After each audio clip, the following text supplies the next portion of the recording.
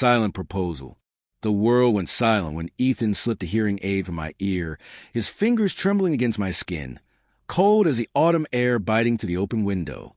My heart thudded, a muffled drum in a soundless void, as he knelt before me, his lips forming words I couldn't hear.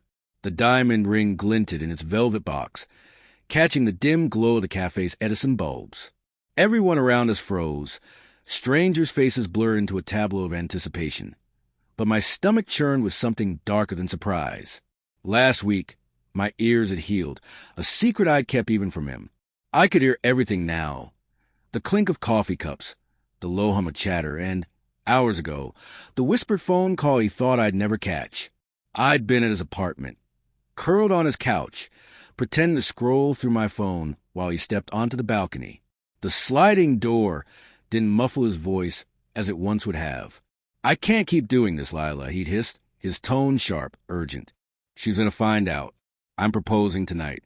Okay? It's the only way." My breath had caught, jagged and raw, as I pieced together the name. Lila, his co-worker, the one with the easy laugh and lingering glances I dismissed as paranoia. I'd sat there, heart splintering, telling myself it was a misunderstanding. Ethan loved me. He'd been my anchor for 3 years, patient through my surgeries, my recovery, my silences. But doubt crept in, a slow poison, and now, as he knelt with that ring, the truth felt like a blade pressed in my throat. I forced a smile, my hand shaking as I reached for the hearing aid he still held. His eyes, soft and pleading, searched mine, but they couldn't hide the flicker of guilt I saw now. Had I always seen it?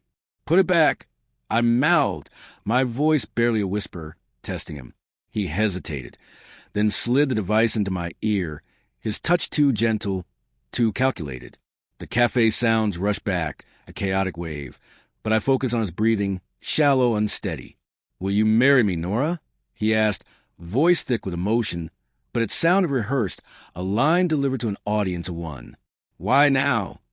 I asked, my tone light but edged, like glass about to shatter.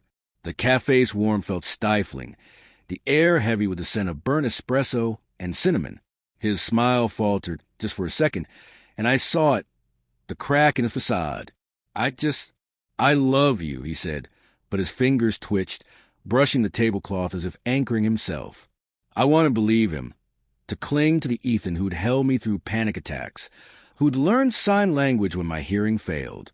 But Lila's name echoed in my mind, a ghost I couldn't banish.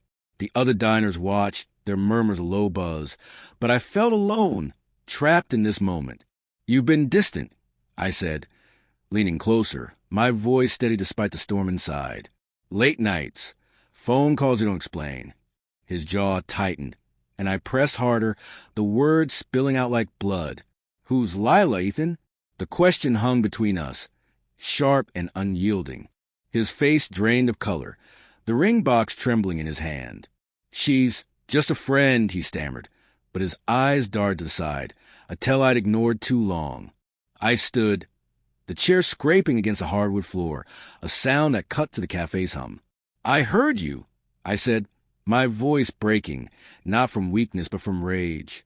"This morning, on the balcony. I don't need this anymore." I yanked the hearing aid from my ear, tossing it onto the table.